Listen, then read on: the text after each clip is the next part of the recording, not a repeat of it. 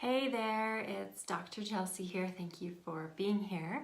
I wanted to come on today. I was inspired by one of my favorite quotes actually that popped into my mind from Elizabeth Gilbert. It was from her book Eat, Pray, Love. And I think about it a lot whenever things feel like they're falling apart, when life becomes a struggle, when we're feeling challenged by something or other that just really feels like it's crumbling, like the world around us is crumbling and we are struggling to keep our head above water. I was also inspired by this because I was thinking back to what my life was like last year and the year before, and the incredible transformation that I've gone through, and I wanted to share a little bit about that today, what that was like, and really how I got to where I am today and the process that I went through. So just as a way to hopefully offer some support to anyone out there that is struggling. So 2 years ago today, I don't know if it was quite happening yet, but I was in a pretty difficult situation, and I had just gotten pregnant and I was alone. And I also just got very, very sick. I had terrible, terrible morning sickness. It was so bad that I had to quit my job. And that was a terrifying experience for me. Number one, because I had no income. And also number two, because I was alone, I was sick, and it was the most vulnerable position that I've ever been in my life. I had also distanced myself from my family, and I didn't have, although I did end up receiving amazing support from the people that were in my life, from the church that I was going to at the time, I was terrified. So that was something that was going on 2 years ago.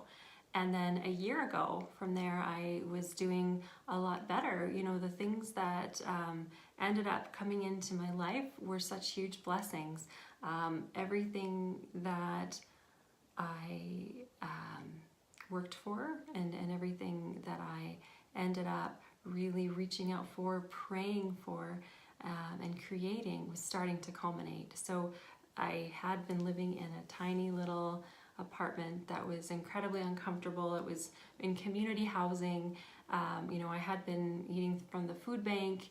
I had been just really struggling. I now had this tiny little baby, and it was, how am I going to make it? How am I going to actually support this baby, and what's going to happen to me? So this was a year ago, and I just knew that I needed to make some changes. I knew that I needed to move. That was the first step in my improving my life.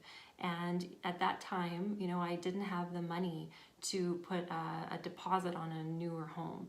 And I didn't know what I was going to do. I didn't know how I was going to make that happen. So I decided that I was going to and I'll share the steps that I followed. But I decided that I was just going to make it happen. I was going to believe that I could accomplish it one way or another. And that was the most beautiful part of what happened is, as soon as I made that decision, the money, the resources that I needed to put a deposit on a better home, they arrived.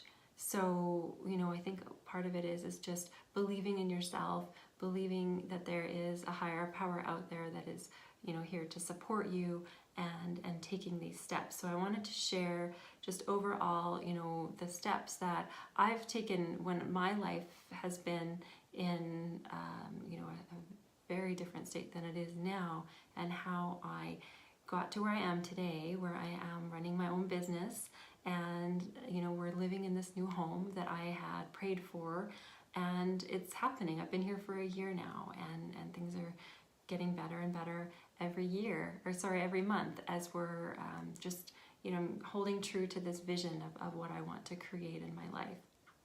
So one of the most important things to realize and to understand is that the power is in your hands. You are a conscious creator.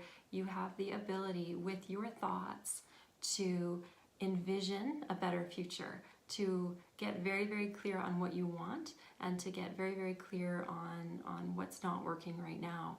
And it takes just a single decision, a belief in yourself, and just a belief that things can get better and that things can improve. And before all of that does need to start changing, one of the things that can be really, really hard that I think is essential is to fully surrender to the current situation, to get really real with it, to get really honest with yourself. So what I had to do for myself is I had to look at what I had done to get myself into the position that I was in 2 years ago. What were the things that I was doing that was contributing to that situation, and just to get really, really clear on the things within me that I needed to change. And a lot of it was just a belief in myself, a belief in my abilities, a belief in my own inner strength. And those things I had kind of denied myself of. I wasn't believing in myself. And I think that I also believed that I deserved to be in the situation that I had been in. And so, just fully getting real with that and honest and surrendering and stop resisting it. I was really uncomfortable. I really did not like the situation that I was in, but I didn't want to admit, I didn't want to really acknowledge what was going on. So, and then at the same time, you really need to find ways to be grateful for what you have in that moment. So that was another step that I needed to follow. Instead of just feeling uncomfortable and angry and just looking at everything that was around me and just feeling awful about it, it was appreciating the beautiful daughters that I have, appreciating the fact that my heart is beating, that I'm breathing, that I'm alive, appreciating the beauty outside. I would leave my tiny little apartment and just to be able to go and be outside and just appreciate beauty anywhere that I could. Appreciate the people in my life, my supporters, my backers, the people that were cheering me on, and appreciate things that I was capable of, and being grateful for my own abilities as well. So beyond that, beyond just having that love and appreciation and gratitude, again, as I mentioned, you're a conscious creator. You have the ability to envision and create something new for yourself. So to actually get a really, really clear vision and with soul, with passion, get a really, really clear idea of what it is that you're working towards. What is your soul's purpose? What is it that you're wanting to create in your life? And then it's step by step in faith, just believing and having trust that you are supported, that you are loved, and that as you're taking these action steps, because you can't just sit there and imagine something better. There's going to need to be action steps. There's going to need to be reaching out, asking for help, connecting with people, trusting in the coincidences of these chance encounters, that you're going to meet the people that are going to be there to help you. You're going to have the right things, the right opportunities fall in line. And when you're in that state of alignment where you're just so in faith and in belief of what it is that you're trying to do and in what you're trying to accomplish, that just naturally flows. The energy just naturally flows in that direction for you. So it is important to not isolate yourself, to reach out and ask for help so that you can get that support that you need. So maybe you might want to reach out to me. I'm someone who's been there. I've been through hard times, and I'd like to be able to help and support other people that are really working on trying to improve their lives. So I have an alignment blueprint session. It's a free session that you can sign up for, and we can sit and chat about how you're going to go through your own transformation and what is needed from that state. All right, so thank you so much for watching, and lots of love to whatever it is that you're going through right now, and just lots of faith and belief in that there is a better future ahead for you, and you have the ability to create that for yourself. All right, I'm here if you have any questions, if you have any comments. I'd love to hear from you, and thank you. Bye.